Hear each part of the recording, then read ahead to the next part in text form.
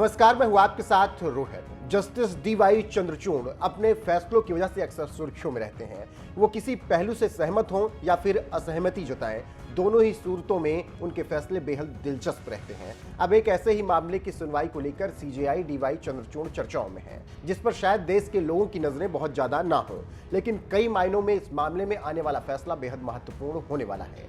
दरअसल वाराणसी के सर्व सेवा संघ भवन मामले की सुप्रीम कोर्ट में सुनवाई हुई। सीजेआई के विशेष खंडपीठ ने वादी का पक्ष सुना, साथ ही दस्तावेज देखे। इसके अलावा जेपी और विनोबा से जुड़े भवन के इतिहास के बारे में बताया गया। कोर्ट ने वादी का पक्ष सुनने के बाद जिला प्रशासन के आदेश पर रोक लगा दी है और 14 जुलाई को अगली सुनवाई की तारीख तय की है। लेकिन 10 जुलाई को हुई सुनवाई से पहले मुख्य न्यायाधीश डीवाई चंद्रचूड़ और न्यायमूर्ति पीएस नरसिम्हा की पीठ ने वकील प्रशांत भूषण की दलीलों पर ध्यान दिया और कहा कि सुनवाई के लिए सहमत होने के बारे में डीएम वाराणसी को सूचित कर सकते हैं और ढांचे को कोई विध्वंस नहीं किया जाएगा। दरअसल याचिका में वकील प्रशांत भूषण ने सीजेआई से स्टे का अनुरोध किया था और कहा था कि महात्मा गांधी के विचारों और दर्शन का प्रचार करने के लिए आचार्य विनोबा भावे ने 1948 में सर्व सेवा संघ की स्थापना की थी और अब स्थानीय प्रशासन इमारत को ढहाने की कोशिश कर रहा है। जिसके बाद सीजेआई ने इस पूरे मामले पर संज्ञान लिया और ध्वस्तीकरण पर स्टे देते हुए कह दिया कि वाराणसी डीएम को सूचित कर दिया जाए कि खुद सीजेआई इस मामले की सुनवाई करने जा रहे हैं। गौरतलब है कि सर्व सेवा संघ और उत्तर रेलवे के बीच जमीन के मालिकाना हक पर चल रहे विवाद में जिलाधिकारी यस राजलिंगम ने सुनवाई के बाद रेलवे के हक में फैसला दिया। उन्होंने सर्व सेवा संघ के निर्माण को अवैध करार देते हुए जमीन को उत्तर रेलवे की संपत्ति माना। सर्व सेवा संघ भवन को ध्वस्त करने के लिए उत्तर रेलवे प्रशासन ने 30 जून 2023 की तिथि नियत की, लेकिन इस फैसले का विरोध शुरू हो गया। सर्व सेवा संघ के पदाधिकारियों ने प्रशासन के फैसले के खिलाफ हाईकोर्ट में याचिका दाखिल की, जिसे हाईकोर्ट ने खारिज करते हुए अस्तरीय बता दिया था।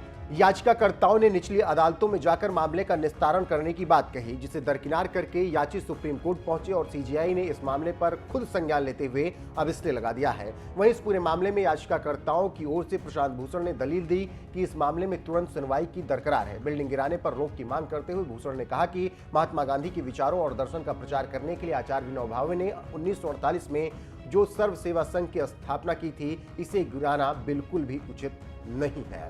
और यहाँ सर्व सेवा संघ परिसर में पिछले 50 सालों से रहती हूँ। परिवार से 3 पीढ़ी से गांधीयन सर्वोदय से जुड़ी हुई हूँ।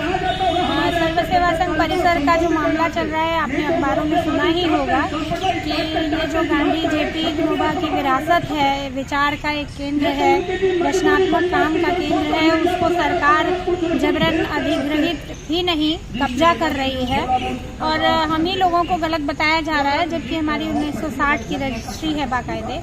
उस सबको अचानक से जो है रेलवे को का बताया जा रहा है और कब्जा किया जा रहा है और इतना ही नहीं, नोटिस लगा दी गई है कि आपका ध्वस्तीकरण किया जाएगा 2.5 दिन के अंदर जो है और आप अतिक्रमणकारी हैं।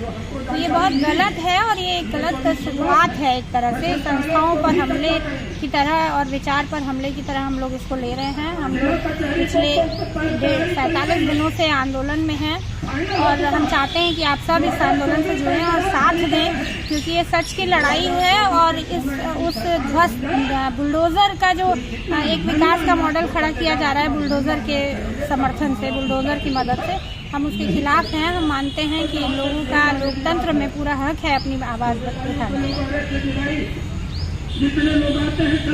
सर्व सेवा संघ को लेकर के आज जो पूरे देश और दुनिया में एक हलचल मची हुई है, उसकी बात इतनी सी है कि जब 1948 में राष्ट्रपिता महात्मा गांधी की हत्या हुई तो गांधी के विचारों को उसको फैलाने के लिए, उसको प्रसारित करने के लिए उस समय आचार्य विनोबा भावे को राजघाट स्थित सर्व सेवा संघ ये ज़मीन उस समय के पूर्व प्रधानमंत्री लाल बहादुर शास्त्री, रेल मिनिस्टर जगजीवन बाबू के सौजन्य से ये ज़मीन दी गई और बाकायदे इस ज़मीन की आज भी वाराणसी तहसील में, यहाँ पे कचहरी में उस समय इसकी बाकायदे नियम के तहत लिखा पढ़ी की गई और जो कि उसके एविडेंस है 1960 में, 61 में, 70 में। लेकिन आज वर्तमान गोडसे से प्रभावित विचारधारा वाली सत्ता जो आज देश में काम कर रही है, वो गांधी विचार को ख़त्म करने पे लगी हुई है, जिसको लेकर के वो इस ज़मीन पे केवल कब्जा नहीं करना चाहती, बिल्डिंगों को डिमोलिश नहीं करना चाहती, बल्कि पूरे हिंदुस्तान से गांधी विचार को ज़मींदोज करना चाहती है,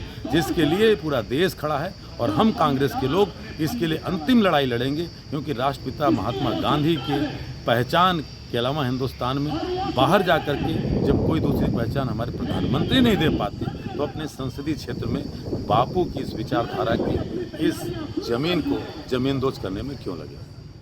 फिलहाल अब मामला सुप्रीम कोर्ट में है, जहां 14 जुलाई को अगली सुनवाई होनी है। सबकी नजरें सीजेआई डीवाई चंद्रचूड़ पर होंगी। देखना होगा कि वो क्या फैसला देते हैं।